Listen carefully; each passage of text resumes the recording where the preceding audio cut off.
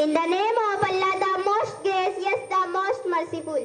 Assalamu alaikum wa rahmatullahi wa barakatuh. गूंज रहा है दुनिया में हिंदुस्तान का नारा, गूंज रहा है दुनिया में हिंदुस्तान का नारा, चमक रहा है आसमान में प्यारा तिरंगा हमारा। माननीय मुख्य अतिथि, प्रधानाचार्य, शिक्षकगण और मेरे प्यारे साथियों, आप सभी को मेरी तरफ से स्वतंत्रता दिवस की बहुत बहुत मुबारकबाद। मेरा नाम सादका खातून है, मैं कक्षा 5 की छात्रा हूँ।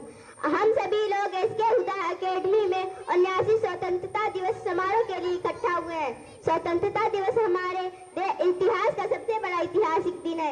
इस दिन 15 अगस्त 1947 को हमारा मुल्क अंग्रेजों से आजाद हुआ।